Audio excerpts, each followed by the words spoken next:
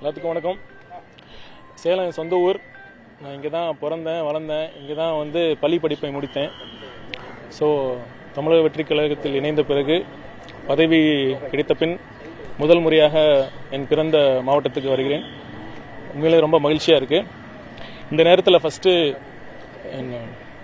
எனக்கு பள்ளி என் ஸ்கூல் டேஸ்லேருந்து என்னை வழிநடத்திய எனக்கு அனைத்து ஆசிரியர்களுக்கும் என் சிறந்தார்ந்த வணக்கத்தை இந்த நேரத்தில் நான் தெரிவித்துக் கொள்கிறேன்.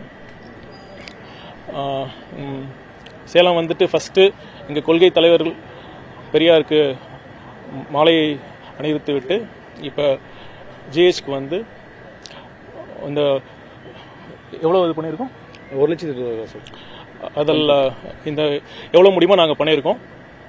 வேறு நீங்கள் எதை கேட்கணும்னா கேட்கலாம்.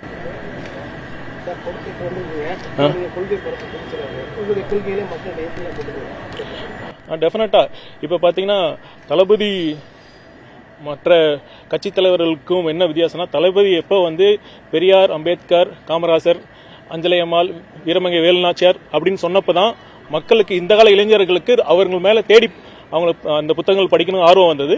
உண்மையிலுமே அந்த ஆர்வம் வந்து பார்க்குறப்ப நிறையாவே இருக்கு. அதை வந்து நான் பல மாவட்டங்களுக்கு போயிருக்கேன். தமிழ்நாடு முழுசும் தளபதியோட கோட்டையாக மாறிட்டு இருக்கு. அதில் வந்து சேலம் வந்து இரும்பு கோட்டையாக இருக்கும். அதை வந்து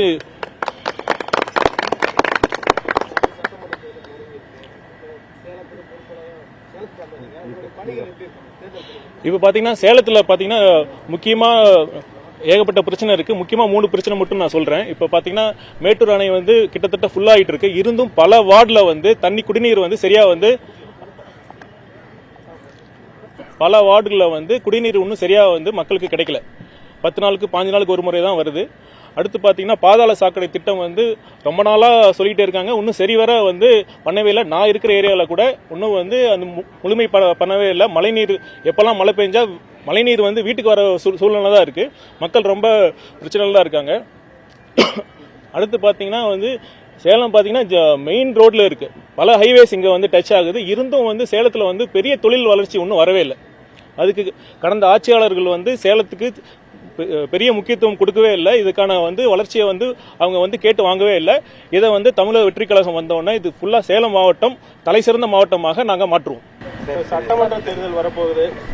தலைவரோட விஜயோட சுற்றுப்பயணங்கள்லாம் எப்படி அமைப்பது, எப்ப இருந்து ஸ்டார்ட் பண்ணுவோம்? இப்போ 4ஆம் தேதி செயற்குழு மீட்டிங் இருக்கு.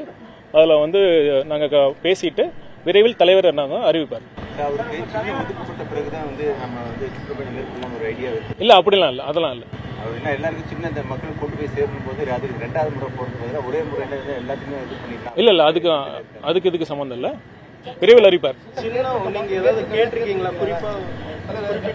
இல்ல அது தேர்தல் ஆணையம் வந்து அதுக்கான ப்ராசஸ் ஆரப்ப நாங்கள் விண்ணப்பிப்போம். இன்னும் விண்ணப்பிப்போம்.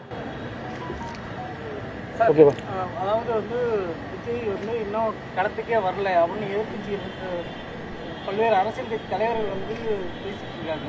இதை எப்படி பாக்குறீங்க? களத்துக்கே வரலன்னு யார் சொன்னா? அவர் வந்து எத்தனை 25 வருஷத்துக்கு மேல வந்து களப்பணியில் தான் வந்து பண்ணிட்டு தான் இருக்காரு. இப்ப கூட பரந்தூர் வந்தாரு.